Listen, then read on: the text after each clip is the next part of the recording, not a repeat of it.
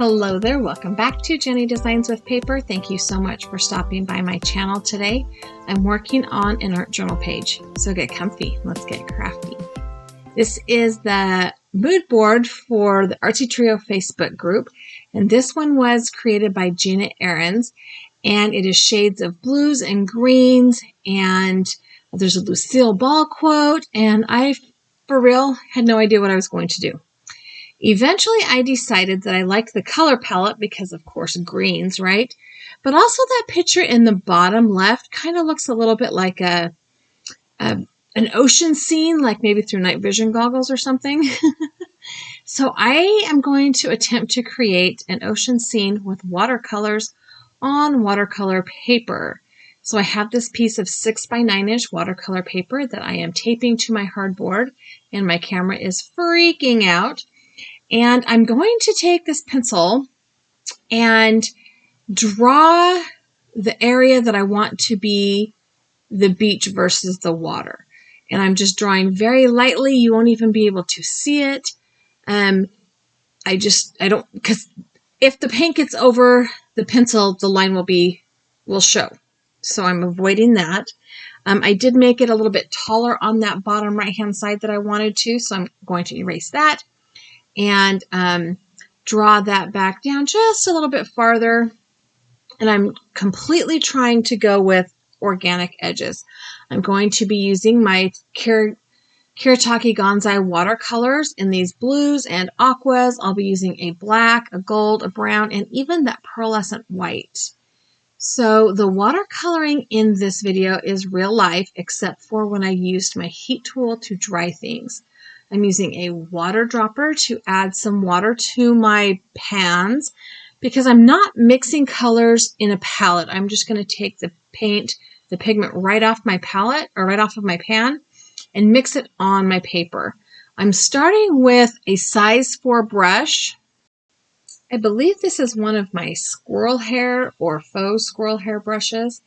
And I'm just laying down some water, and I'm starting on the bank of the ocean.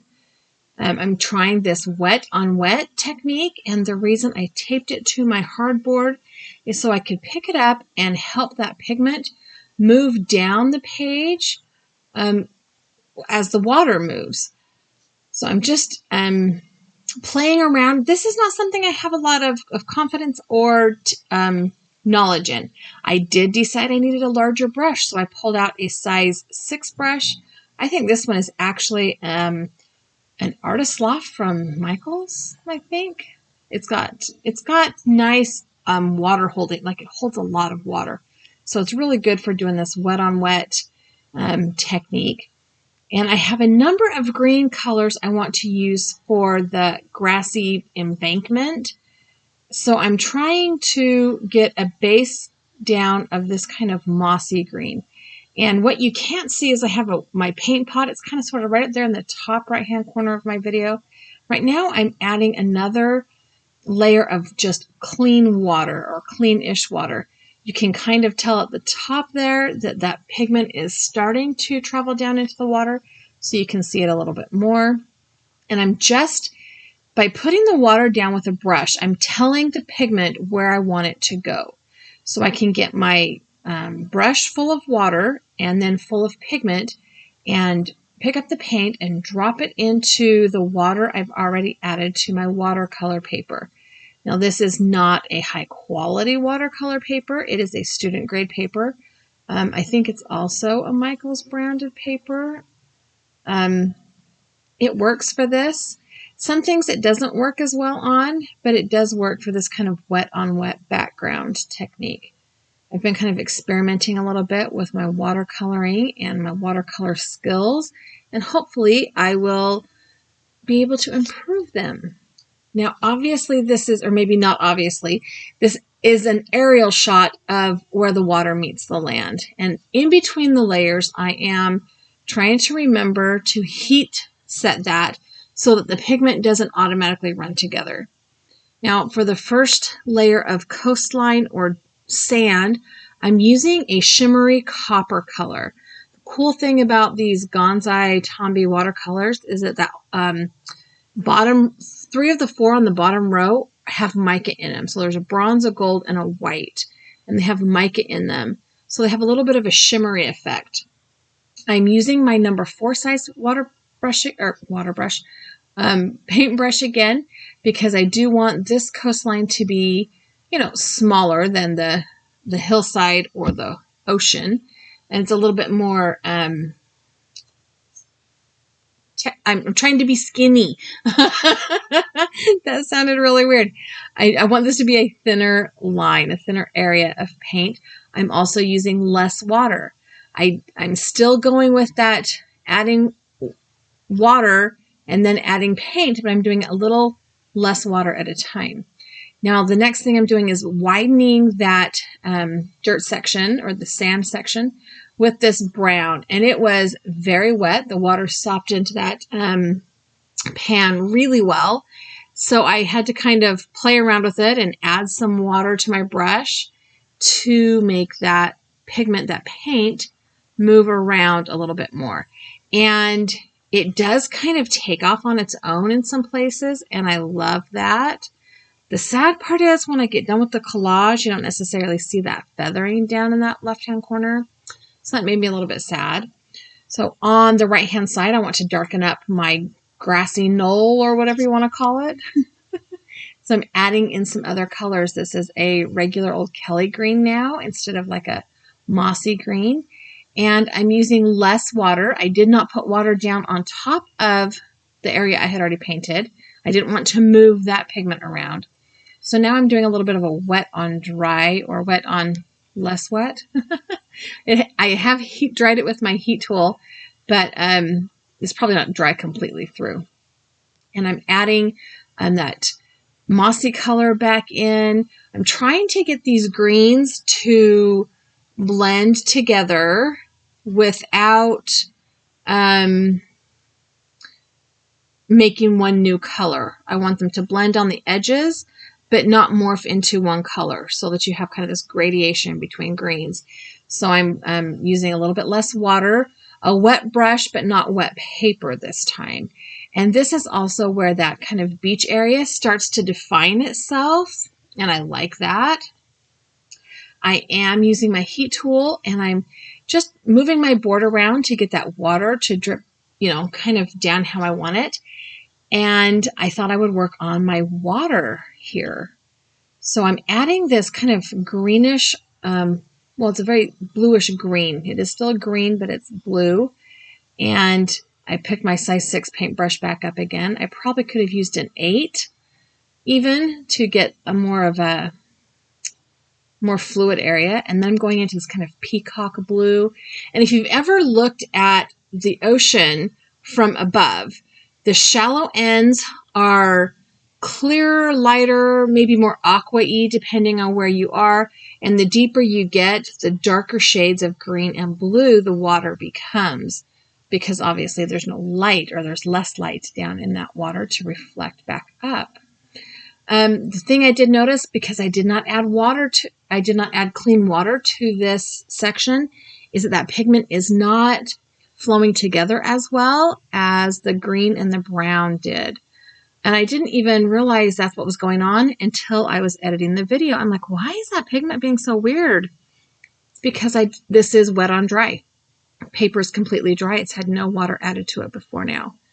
So I need to remember that. I am adding some more water to my pans of watercolor paint there. This might be my first set of watercolors that I purchased that was not like a one step above a Crayola set, right? And I bought this because the colors are fabulous. They're highly pigmented, they're nice, and they're bright. They have the shimmery colors, but they also have a black so that you can desaturate the color if you need to. And I'm trying to get this green and this blue to blend together, and it just was not working very well. And again, that comes back to not having enough water on the paper. I'm adding that beautiful little aqua color to the shallow ends of the water. This is where a bigger paintbrush would have come in handy to kind of add more water to that page. And I'm going to heat set that a little bit. I thought maybe if I tipped it up, I could get that paint moving. And it just, I don't know why it didn't occur to me while I was working on it. I will tell you, I really love how this background turned out. The collage that I ended up on the page, it's not my favorite. But the background I really liked. I have an idea of trying it from a non-aerial viewpoint with the same kind of the color palette, same color palette. And I don't know. I enjoyed creating this, and I enjoyed the end product quite a bit. I'm adding some more of that bronze color to the sand because beach sand is shiny sand. I mean, maybe it's shiny because, you know, there's jellyfish all over it, but beach sand is shiny sand. When we went to South Carolina on spring break, the beach that we stayed on, it was March because our spring break is very early, and there were lots of jellyfish on the beach every morning. So anytime you saw a shiny part of the sand, we kind of were cautious about, oh, is that another dead jellyfish? Gross. Anyway, that's why I thought maybe the sand was shiny for, you know, more than one reason. Anyways, I'm going to add some more green to this. And because I did not heat set that brown, this is where my pigment started to kind of fan out and create an even more organic, less controlled edge. And I really like how that turned out. Again, I'm trying to use more than one green color. I'm using this kind of mossy color. I've got a Kelly green. I've even got a hunter green in there, or not hunter green, whatever color that would be. A dark green. And I'm just playing. At this point, I was just playing. I honestly didn't know when I started if this was going to work and if I was even going to like it. So it was all just experimenting and playing, and so much fun. And it has been kind of a rough week in our house, like schedule-wise. We've had lots and lots of things going on, which is not fair because it's summertime, but it's also the month that all my kids have camps, and my teenage girls are working, and blah, blah, blah, blah, blah. And so it was nice to just sit and have a play in my craft room. And I'm liking how the grass and the dirt are blending together. I am picking up some of that shiny white pigment now. And my plan is to add it to the breaks in the water so that it looks like the waves kind of crashing as if the tide is rolling out.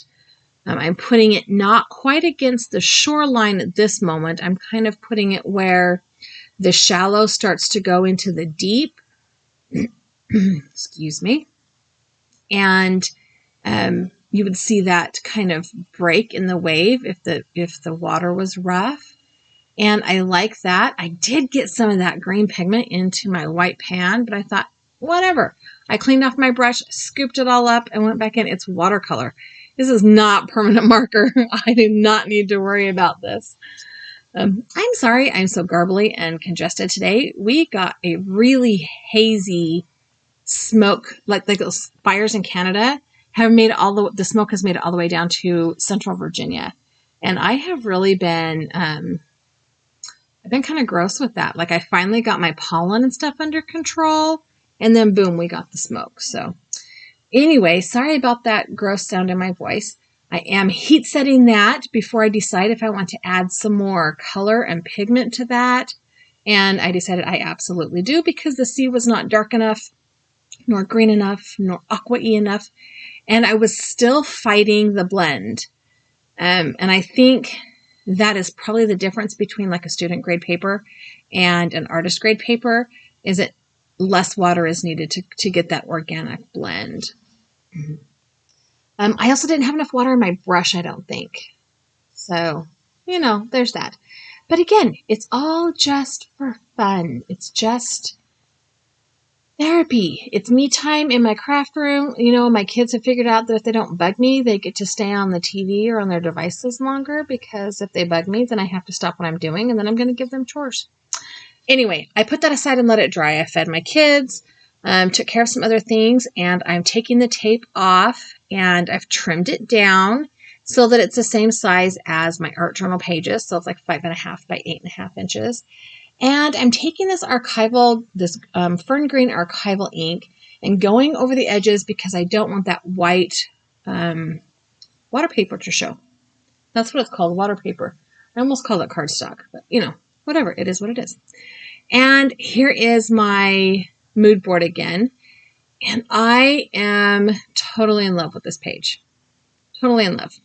It needs some shiny, and it needs a little yellow. And I was having a hard time figuring out how to add yellow because this mood board does have some yellow pops in it.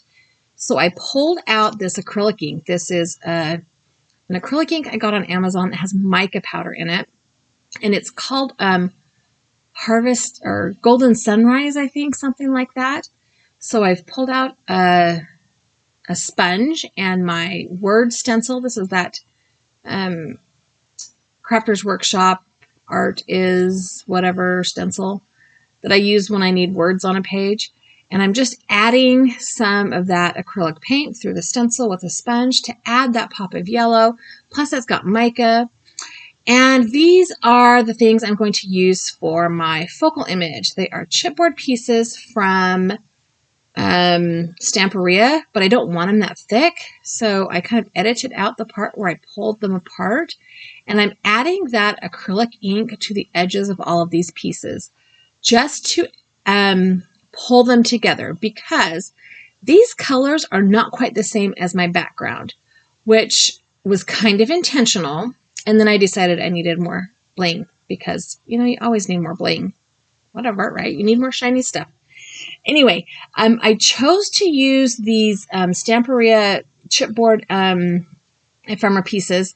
They are all ocean themed, but they are not the same color palette. And I did that on purpose so they would stand out a little bit. And I like the collage and I love the background, but I don't like the collage and the background together, mostly because it's covering up my artwork. Sorry. It's covering up that watercolored aerial view of an ocean that I just really enjoyed. But that's okay. I'm going to keep going. I'm going to glue down. This is a flower cluster. It's got some white and blue flowers and foliage. That's the word I'm looking for. And then this little, it's like a 1.5 inch circle. It has a picture of a lighthouse and some waves and cliffs and stuff. There's this little plaque that says seashore. And these are more in cobalt blues than in these aquas and peacocks that I used. I did put some foam tape on one side of that because even though I did peel apart the back side of that chipboard, it was still thicker than just regular pattern paper. So I did also add foam tape to this seashell that I'm adding. And then I'm going to put the little starfish down with just regular glue again. So I've got this little collage, this little seashore collage, which I like. But, you know, we've already talked about that. We're going to let it go. So for my quote on the page today, I used the quote from the mood board, and it is a quote attributed to Lucille Ball that says, "It's a hell of a start being able to recognize what makes you happy." And I've just printed that out on copy paper, and I am adding it to my art journal page. And then I realized, oh dear, that's going to be where I punch a hole to put it in my binder. So I was able to pull off the bottom one and move it. But the top one I could not move because it's watercolor paper. So I left it. It's crooked. It's too far to the left, but whatever. And by the slimmest of margins, I didn't punch a hole in it. So you can still read all the letters. So yay me. Normally for my Artsy Trio pages, I add pattern paper to the back of this, but I did not this time. I just stuck that mood board right down on the page, and I forgot to sign it, so I'll have to do that off camera. And here is a little bit of a close-up view of that collage and my seashore, and I love it. Thanks so much for stopping by my channel today. I hope you enjoyed the video. I have a couple of other videos here I think you might like, and a subscribe button. If you have not yet subscribed to my channel, I would love it if you did. Leave me a comment down below, give me a thumbs up, and have a really fabulous day.